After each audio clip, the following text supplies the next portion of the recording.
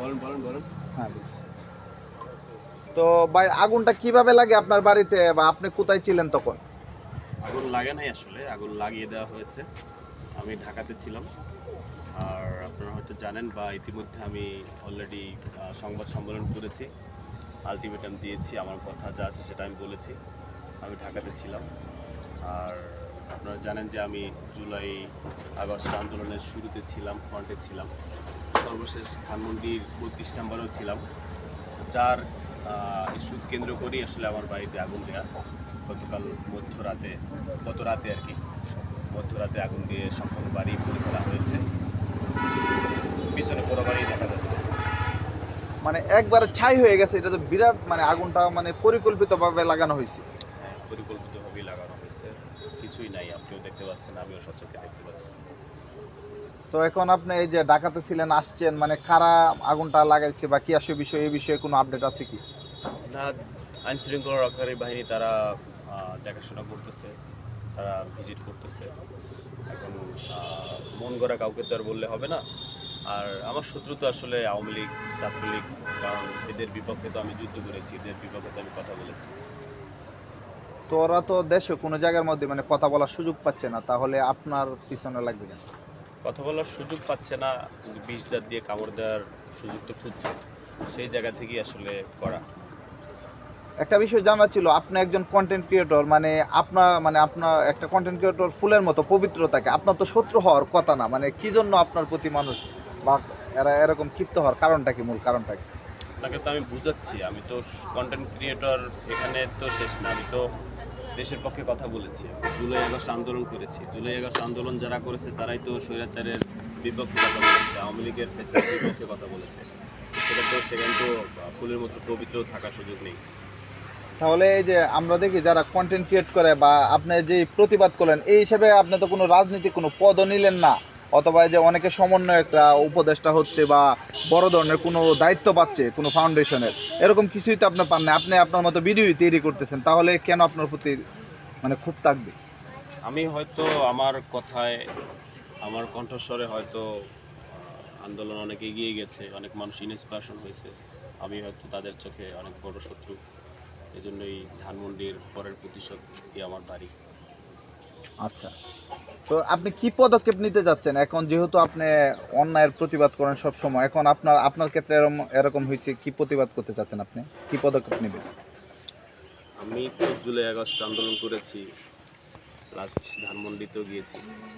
তো আমি তো শুরুর সারি থেকেই আন্দোলন সংগ্রাম করে এসেছি। তো সেইখানে আমার বাড়ি যদি পুড়ে যায়, তো এই দেশের বর্তমান সরকারের প্রতি তো আমার আস্থা থাকবে না, এটা স্বাভাবিক। কারণ আমি তো এই দেশের সরকারকে আমি বসাইছি, আমিও বিশাল একটা অংশ।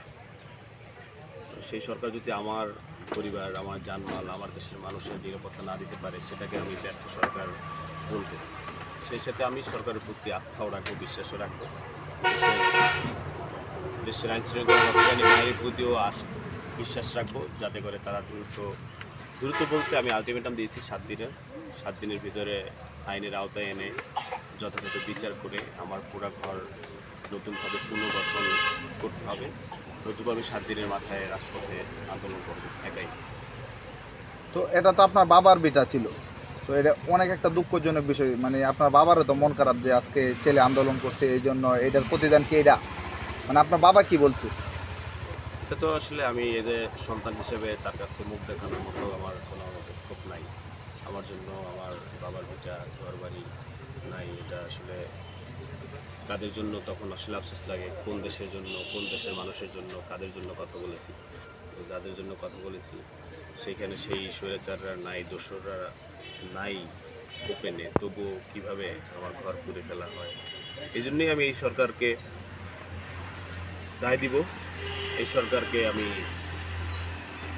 আমি আলটিমেটাম দিয়েছি, আমি 7 দিনের ভিতরে বিচার চাই, আমার ঘর পুনর্গঠনের কাজ শুরু চাই, নতুবা আমি রাজপথে একাই লড়ে যাবো ইনশাল্লাহ। ওকে। আর একটু আচ্ছা, এই ঘর এই যে পুরানো হলো, আপনি তো সবসময় ঢাকা থাকেন, এই যে এরকম যদি হয় যে আপনি আবার নতুন করে ঘর করলেন, মানে নিরাপত্তাটা কিভাবে দিবেন? কারণ একটা ঘর তো পাহারাতে রাখা সম্ভব না। না, নিরাপত্তা সেই জন্যই তো দেশের বর্তমান সরকারকে কঠোর হতে হবে, এটাই আমি চাই। আমি আমার আলটিমেটামের সাথে অ্যাড করে দিয়েছি যে যদি পুঙ্খানুভাবে তারা বিচার না করে তবে আমি নিজেই বিপ্লবী সরকারের ডাক দিব। কারণ একটা দেশ 15 বছর স্বৈরাচারের হাতে ছিল, সেখান থেকে আপনি আমি সবাই মিলে উন্মুক্ত করে দিয়েছি। সেখানে সে যদি আমরা যারা আন্দোলন করেছি তাদের ঘরবাড়ি না থাকে, সেখানে তো আর কিছু বলার অপেক্ষা রাখে না। নিরাপত্তার জায়গার কথা যদি বলি, ঘর করলাম আবার পড়ল। আপনি একটা দেশের সরকার প্রধানই তো হচ্ছে সরকার প্রধান মেরুদণ্ড, সে তার দায়িত্ব। সুতরাং সেই জায়গা থেকে আমি বিপ্লবী সরকার চাইবো। আশা করি আমার পাশে আরও মানুষ পাবো। আচ্ছা, মানে আপনার গড় পুষছে এটা খুব দুঃখজনক বিষয়, কিন্তু একটা শ্রেণী মানে সমালোচনা করতেছে যে কাফি অনেক টাকা পয়সার মালিক, এই ঘরটা পুরান হয়ে গেছে, আবার নতুন করে বানানোর জন্য পরিকল্পিতভাবে এটা করছে। মানে অনেকে মন্তব্য করতেছে কমেন্ট বক্সে এসে, মানে খুব মানে প্রচুর অপপ্রচার চালাচ্ছে। এই বিষয়ে কি বলবেন আপনি? এ বিষয়ে আমার এখন আসলে কিছু বলার নাই, বিকজ যার যায় সেই বুঝে হারানোর ব্যথা। আমি আমার বাবার সন্তান হয়ে আমার নিজেও লজ্জাবোধ ফিল করছি। আমি যে আন্দোলন করেছি, দেশের জন্য কথা বলেছি, সেই বাবার ঘরটাই শেষমেশ এসে আমার জন্য শেষ হয়ে গেল। তো সমালোচনা যারা করে, যারা নানান কথা বলে, এটা আমার দেখার এখন সময় না। আর মানে মূল্যবান কি ছিল ঘরের মধ্যে? এই যে ঘর, তো একটা ঘরের মধ্যে অনেক কিছুই থাকে, দলিল থাকে, টাকা পয়সা থাকে, স্বর্ণ অলঙ্কার থাকে, কেমন ক্ষতিগ্রস্ত হয়েছেন আপনি? এগুলো সবই ছিল, স্বর্ণ অলঙ্কার, দলিলপত্র। আমার বাবা একজন শিক্ষা প্রতিষ্ঠান প্রধান, তার শিক্ষা প্রতিষ্ঠান প্রধানের হচ্ছে কাগজপাতি যেগুলো ইম্পর্টেন্ট সেগুলো প্রতিষ্ঠানেও আছে, বা তার কাছেও যে কপি থাকে, কোনো কিছুই নাই। তো আইনি কোনো পদক্ষেপ নিয়েছেন কি আপনি? হ্যাঁ, আইনি পদক্ষেপ চলছে। সর্বস্তরের বাহিনীর মানুষ এসে এনকোয়ারি করছে। তো দেখেন, ফিদাও টানাই দিছে, ভিজিট চলতেছে। আল্লাহ বর্ষ। মানে আলামত সংগ্রহ করতেছে ঘরটা কিভাবে কি হয়েছে নাকি, এই এরিয়ার ভিতর যাতে কেউ না ঢুকে এরকম কিছু, এই জন্য হলুদ ফিতা টানাই দিছে না? জি। সর্বশেষ কি আপনি এটা সমাধান দেখে তারপর এই জায়গা থেকে বাড়ি থেকে ডাকা যাবেন? এদিকে বইমেলাও চলছে, আপনি বলছেন যে বইমেলার প্রতিদিন আপডেট দিবেন, আপনার অনেক শুভাকাঙ্ক্ষীরা বই নেওয়ার জন্য ভিড় করে। তো সব কিছু কেমন জানি এলোমেলো হয়ে গেল আপনার লাইফটায়।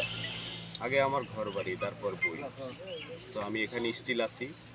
আমি 7 দিনের জন্য অপেক্ষা করব। 7 দিন পর কোনো সমাধান 7 দিনের ভিতর না আসলে আমি পুরা বাড়ির সামনেই রাজপথে একা দাঁড়াবো, ইনশাআল্লাহ। তাহলে কি সমাধান হবে? আপনি একা দাঁড়ায় কি সমাধান করতে পারবেন? অসম্ভব বলতে কিছু নেই পৃথিবীতে। আমি তো আর চুরি বাটপাড়ির জন্য রাস্তায় দাঁড়াবো না, আমি আমার অধিকারের জন্য রাস্তায় দাঁড়াবো। ঠিক আছে ভাই।